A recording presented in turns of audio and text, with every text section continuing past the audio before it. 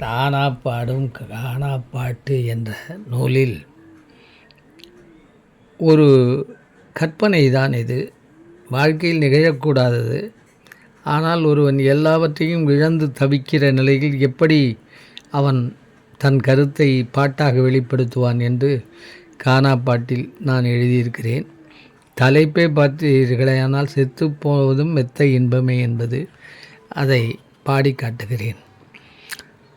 சொத்து போச்சு பத்தும் போச்சு சொல்லுடி காத்தாயி, சொத்தும் போச்சு பத்தும் போச்சு சொல்லுடி காத்தாயி, தாயும் போனா தந்தையும் போனா சோதனை காத்தாயி, மனைவியும் இல்லை துணைவியும் இல்லை மானமும் இல்லேடி, மனைவியும் இல்லை துணைவியும் இல்லை மானமும் இல்லேடி, பிள்ளைங்க கூட தொல்லைங்க எந்த நல்லதும் இல்லேடி,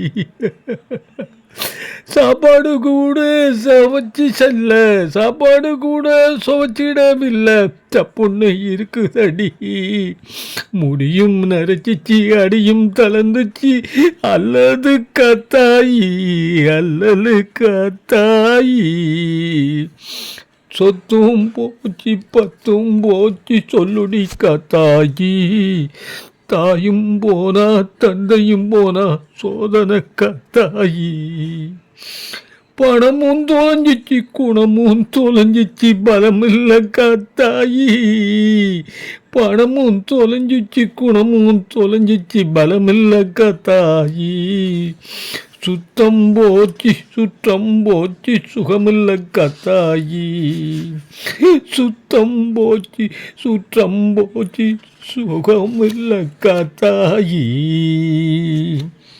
முத்துந்துறக்க மனசு வரல பக்தியும் இல்லையடி, முத்தும் துறக்க நினைச்ச மனசு வரல பக்தியும் இல்லேடி, காதல் காமம் கனவா போச்சு களவா போச்சேடி, பல்லும் போச்சு சொல்லும் போச்சு மெல்லவும் முடியலடி,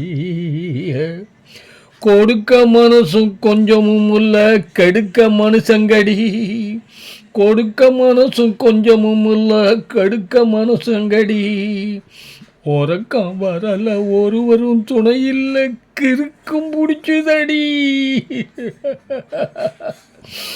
இருக்கும் வரைக்கும் கொடுக்க மனசில்லை இறக்கும் நிலைமையடி, நித்தம் துன்பம் நித்தம் துயரம் பித்தம் பிடிச்சுதடி, அப்படியானால் எப்படி வாழ்வேன் செத்தால் இன்பமடி, அப்படியானால் எப்படி வாழ்வேன் செத்தால் இன்பமடி.